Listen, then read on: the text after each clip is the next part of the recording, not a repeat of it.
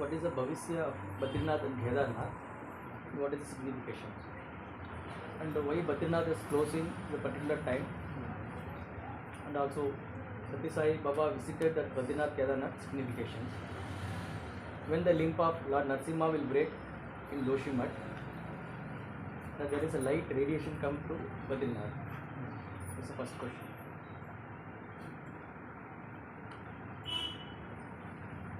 देखो, जब ब्रह्मा ने इस सृष्टि का निर्माण किया, इस गोलोक में बनाया, इस सृष्टि को बनाया, तो उसके बाद जो दो तत्व है, वास्तव में जो तीन तत्व है, एक निर्माता है ब्रह्मा, उसके बाद पालन पोषण संगोपन का काम नारायण के ऊपर आता है, उसके बाद अंत का समय हरि के पास आ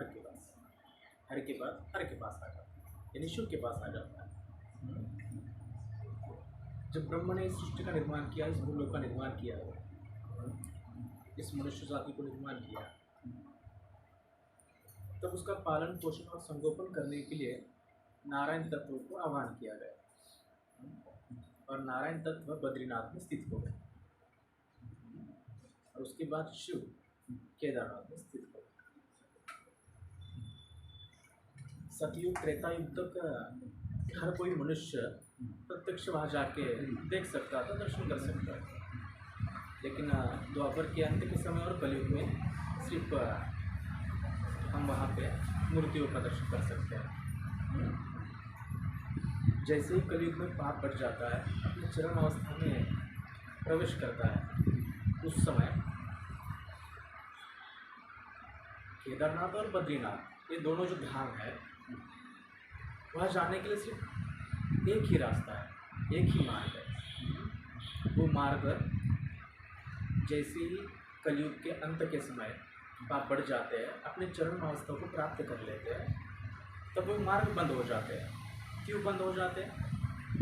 क्योंकि कलयुग के अंत के समय, यानी लगभग 5000 साल बाद,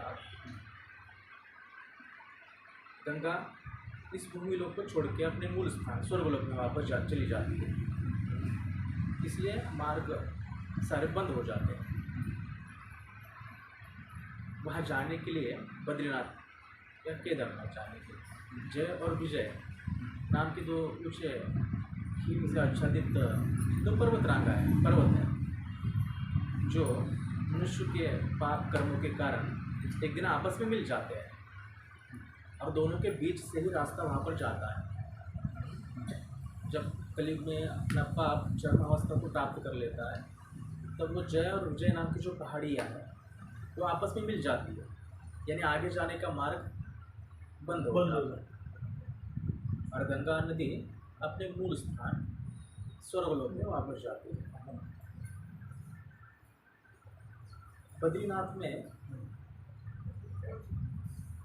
नारायण तत्व है। 6 मास जागृत अवस्था और 6 मास निद्रावस्था, और नारायण के आह्वान पर शिव और शिव के आह्वान पर नारायण वहाँ पे उपस्थित है, दोनों स्थानों पर, केदारनाथ और बद्रीनाथ। बद्रीनाथ का जो मूल स्थान है, अलकनंदा के किनारे, अलकनंदा नदी। वास्तव में अलकनंदा भगीरथी या मंदाकिनी होता है। जब स्वर्गलोक से गंगा का आह्वान किया गया भूमि लोक पर, जटाओं से मुक्त किया शिव ने जब गंगा को, तब वो 12 धाराओं में विभाजित होकर इस पृथ्वी लोक पर आई, क्योंकि एक ही धारा में जब वो इस पृथ्वी लोक पर आते तो बहुत बड़ा आघात हो जाता है, उसकी तीव्रता बहुत थी, इसलिए उसको 12 भागों में विभाजित किया गया गंगा को। आज के समय तक सिर्फ 3 ही धाराएँ यहाँ पर अस्तित्व में है। एक धारा है अलकनंदा, जो बद्रीनाथ के पास है, एक है मंदाकिनी, जो केदारनाथ के पास है। इस सारे इलाके को, जो पहाड़ी इलाका है, उसको रुद्रप्रयाग कहा जाता है। रुद्रप्रयाग से ही दोनों मिल जाती है, अलकनंदा और मंदाकिनी रुद्रप्रयाग में मिल जाती है। और आगे जाने के बाद जो देवप्रयाग नाम का जो भूमि है, वहाँ पे भगीरथ आके उन्हें मिल जाती है, और ये तीनों नदियों को या तीनों धाराओं को इकट्ठा करके यानी एकत्रित मिलके ही गंगा बनती है। यानी अलकनंदा, मंदाकिनी और भगीरथी, इन तीन धाराओं को एकत्रित करके आगे चल के गंगा निर्माण होती है। बद्रीनाथ और केदारनाथ ये हमेशा बर्फ से आच्छादित उत्तर नॉर्थ की तरफ स्थित है। वहाँ पे जाना बहुत मुश्किल है आम आदमी के लिए। साल में कुछ महीने ही वहाँ पर आम मनुष्य जा सकते हैं। उसमें बद्रीनाथ में सिर्फ जब समर का सीज़न होता है, यानी चैत्र से वैशाख से इस 2 महीनों के बीच वहाँ पर जा सकते हैं, क्योंकि उस समय वहाँ का वातावरण, वहाँ का नेचर मनुष्य को जाने के लिए तत्पर होता है। ये जोशीमठ जो है वो वास्तविक बद्रीनाथ के निचले हिस्से में कुछ अंतराल से नीचे है, एक सपाट पृष्ठभूमि पर स्थित है। उसको बनाने का यही मकसद था, ये उद्देश्य था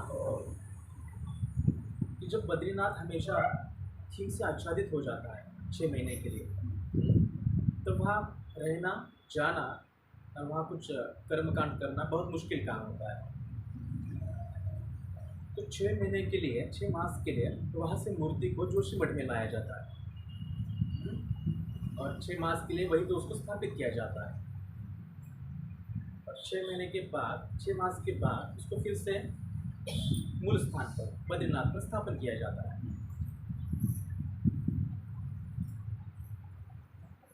बद्रीनाथ में जो मूर्ति है वो एक ऋषि के रूप में है और जोशीमठ में जो स्थापन किया है शंकराचार्य ने स्थापन किया है, वो नरसिंह है, नरसिंह स्वरूप है जोशीमठ में। जब 6 मास के लिए बद्रीनाथ के ऊपरी धाम में जाना मुश्किल हो जाता है, तो वहाँ से मूर्ति को नीचे लाके स्थापन किया जाता है जोशीमठ। और उसके बाद 6 मास अपने मूल स्थान पे वापस स्थापित किया जाता है। वहाँ का जो पूजा का अधिकार है वहाँ यही के लोगों को दिया गया है, साउथ की तरफ के लोगों को भी। वहाँ पर जो ब्राह्मण है साउथ की तरफ से ही उनको अधिकार पांडव काल में प्राप्त हुआ। रावत नाम के ब्राह्मण वहाँ पर जो साउथ केरला की तरफ से है। नंबदरी नामक ब्राह्मण का एक संप्रदाय है केरल में, तो उसको वहाँ पे कर्मकांड करने का अधिकार प्राप्त हुआ। उसके बाद केदारनाथ जो मंदाकिनी के पास स्थित है, दोनों ही अपने दृष्टि से बहुत महत्वपूर्ण स्थान है।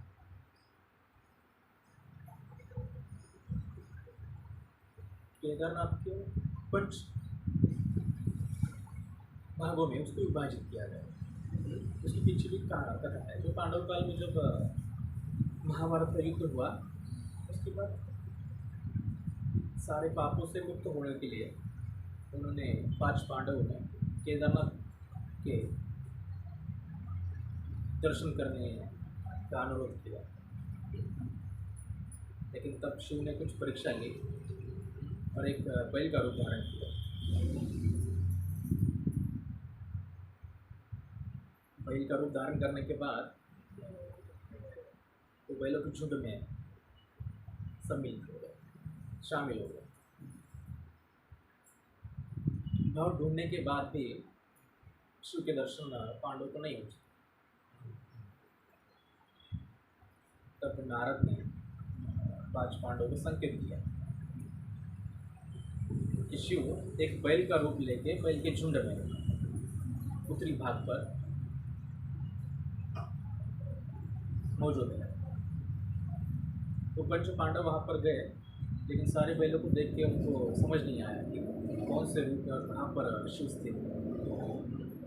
इस सारे झुंड में शिव कौन से है। तब भीम ने एक युक्ति के साथ प्रयोजन किया। अपना विशाल रूप धारण करके दो पहाड़ियों के ऊपर अपने पैर स्थापित कर लिए और नीचे से सारे पशुओं को, सारे बैलों को भगाने का प्रयास किया। सारे तो भाग गए, लेकिन शिव जिस रूप में थे वो वहीं पर स्थिर हो गए। भीम ने जान लिया कि यही शिव है।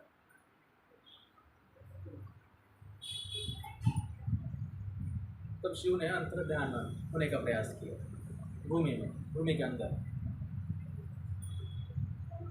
तब भीम ने उनके जो पीठ के ऊपर जो हिस्सा होता है वो सिंह, उसको पकड़ लिया।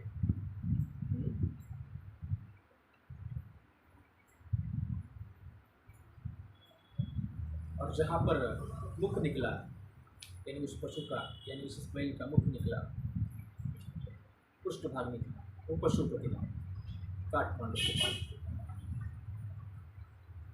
जहाँ पर भुजाएं दिखी, तुंगना, जहाँ पे मुख दिखा वो रुद्र, जहाँ पर जटा दिखी वो कल्पेश्वर। इस प्रकार इस 5 भागों में वो विभाजित हो गया। इसलिए उनको पंच केदार भी कहा जाता है।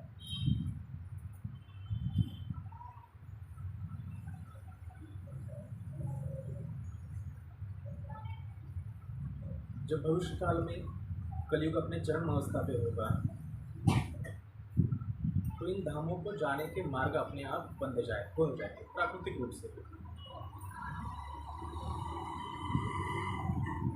और गंगा लुप्त हो जाएगी, अपने मूल स्थान पर लौट जाएगी।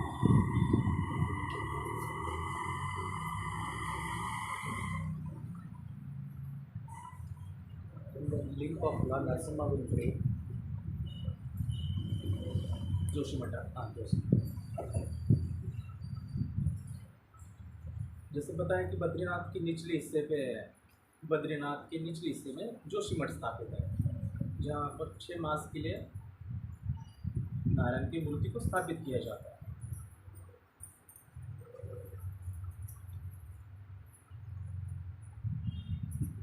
जब कलयुग अपने चरम अवस्था पे होगा, यानी लगभग 5000 साल बाद आज से पाप सर्वत्र बढ़ जाएगा, सर्वत्र पाखंड छा जाएगा, हर कोई कर्म कांड को भूल जाएगा। उस समय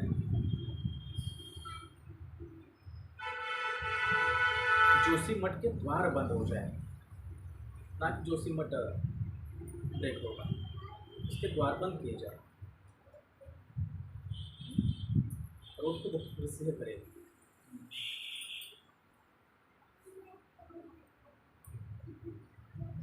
Like periods, Bhavishya, Pratimaya.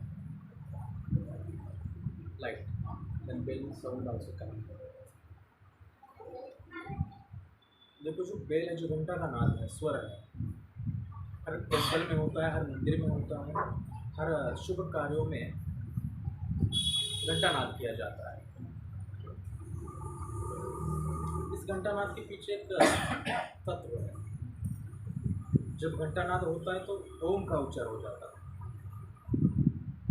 और इस ब्रह्मांड में, इस चराचर में जो ब्रह्म स्थित है वो निर्विकार है, निर्गुण है, निराकार है। अगर वो निर्गुण है, निराकार है, तो वो किस रूप में स्थित होगा? तो वो ओम इस स्वर के रूप से सर्वत्र है। ध्यान हो या समाधि अवस्था हो, ओम का उच्चारण महत्वपूर्ण होता है। क्यों होता है? ताकि आपका जो शरीर है, आपका जो मन है, जो माइंड है, उस ब्रह्म से कनेक्ट हो जाए, उससे स्थापित हो जाए। जो स्वर इस ब्रह्मांड में चराचर में अस्तित्व में है वो आपके भीतर भी महसूस हो, और आप प्रत्यक्ष और अप्रत्यक्ष रूप उसमें सम्मिलित हो जाओ, उससे जुड़ जाओ। इसलिए घंटानाद या ओम का उच्चारण अत्यंत महत्वपूर्ण हो जाता है। इसलिए मंदिर के बाहर भी घंटा होती है, ताकि उस स्वर के जरिए आप भी इस चराचर में जो ब्रह्म है उससे कनेक्ट हो सकें। तो जो ब्रह्म, जो बद्रीनाथ में जो घंटानाद का स्वर जो सुनाई देता है वो कलयुग के अंत के समय तक सुनाई देता है।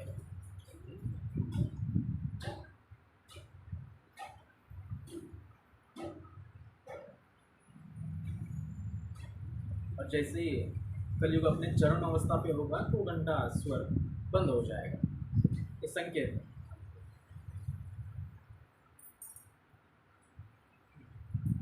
Adi Sankara went to Himalaya and get Sivalinga from Shiva. And established in so many places, including Badrinath. What is special in Badrinath? I mean, Sivalinga, that's Sivalinga. Then Satyasai Avatar also went there and re-established that place also. So, please tell me the full history.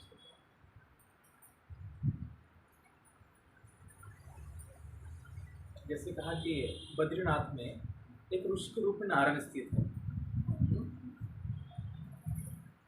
और उनके ही ध्यान से, उनके ही आह्वान से केदारनाथ का अस्तित्व हुआ। यानी महत्वपूर्ण घड़ी है बद्रीनाथ। बद्रीनाथ का अस्तित्व अत्यंत महत्वपूर्ण है। वो घड़ी अत्यंत महत्वपूर्ण है क्योंकि बद्रीनाथ में जो तत्व स्थित है उसी के आह्वान पर आगे जाके केदारनाथ स्थित हो गया है।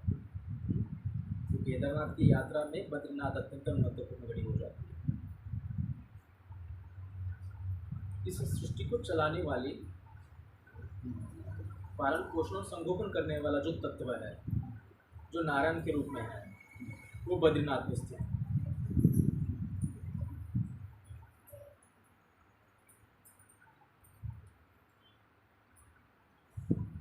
वहाँ पर जाने का एक ही प्रयोजन है,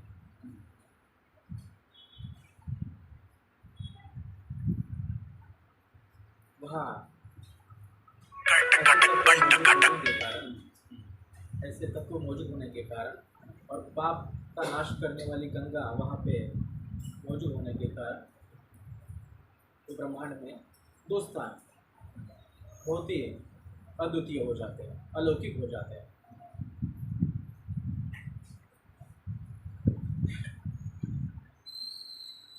आपके तन, मन और देह से शुद्ध करने का काम ये दो स्थान करते हैं। इस दो स्थानों में बद्रीनाथ का महत्व विशेष इसलिए है ताकि पहले बद्रीनाथ का स्थापना हो और उसके बाद केदारनाथ का स्थापना हो। बद्रीनाथ के आह्वान पर ही केदारनाथ का निर्माण हुआ, आह्वान हुआ, स्थापना हुई। वो आपको मोक्ष की तरफ राह दिखाते हैं। वहाँ ऐसे तत्व है, ऐसे सकारात्मक देव है, वहाँ पर ऐसी सकारात्मक ऊर्जा है जो आपके तन मन से शुद्ध होने का मार्ग प्रशस्त करती है।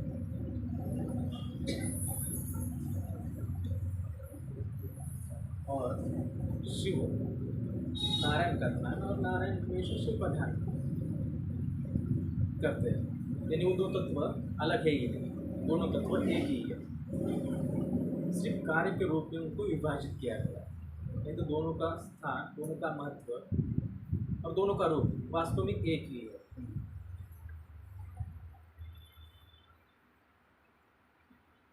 वहाँ जाने का एक ही तात्पर्य है, सबसे पवित्र भूमि, और जहाँ पवित्रता होती है वही जाना आवश्यक भी होता है।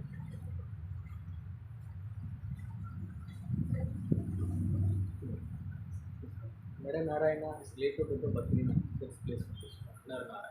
Please explain the avatar.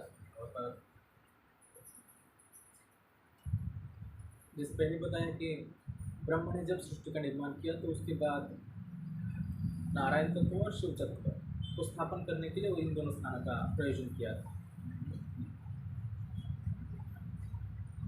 लेकिन ब्रह्म ने जब नारायण का आह्वान किया तब नारायण बद्रीनाथ में स्थित हो गए।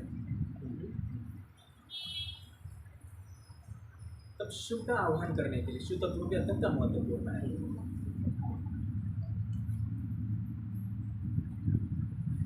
उस तत्व का आह्वान करने के लिए विष्णु ने नर नारायण एक ऋषि का रूप धारण किया और वहाँ तक बद्रीनाथ में कुछ हजार सालों तक उनका ध्यान तप किया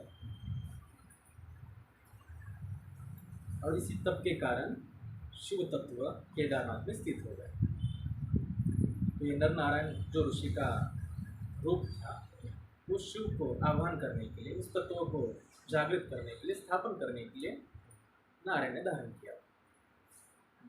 यही प्रयोजन।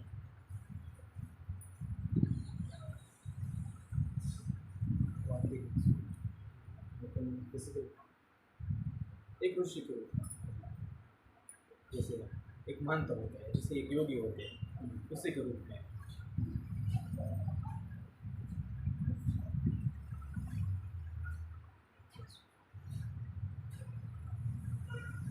And when the numbers are created in this world, numbers. What is the connection? Numerology and humans with numerology. वास्तव में ये मनुष्य द्वारा निर्माण किया गया एक प्रमाण है, एक माप है। जीवन में कुछ व्यवहार अच्छे से हो जाए इसलिए इस नंबर का या संख्या का निर्माण किया गया। ये मनुष्य ने निर्माण किया गया एक परिमाण है, एक माप है, ताकि आपका जो जीवन है, जो व्यवहार है, वो निश्चित ढंग से तय हो सके। इसको मनुष्य के द्वारा निर्माण की गई संख्या है, एक मान है, एक परिमाण है जिसे आप गणना करते हैं कुछ वस्तु देने के लिए, कुछ वस्तु लेने के लिए, किसी वस्तु का माप लेने के लिए। इन संख्याओं का निर्माण मनुष्य के द्वारा किया गया। जैसे अलग अलग प्रांत में भाषा का उद्गम मनुष्य के द्वारा ही किया गया, इसी प्रकार संख्या का भी प्रयोजन मनुष्य के द्वारा, मनुष्य का जीवन एक निश्चित ढंग से होने के लिए संख्याओं का निर्माण किया। ये संख्या वास्तव में मनुष्य से संबंधित किस तरह से है? देखो, एक निश्चित समय पे आपका जन्म होता है, एक निश्चित समय पे मृत्यु होती है, यानी एक निश्चित परिमाण है, एक माप है जिसको आपने संख्या के रूप में ढाला है। इसलिए संख्या महत्वपूर्ण हो जाती है, क्योंकि वो परिमाण है, एक माप है कि उस समय उस घड़ी में आपका जन्म हुआ है। इसलिए वो मनुष्य से कनेक्ट है।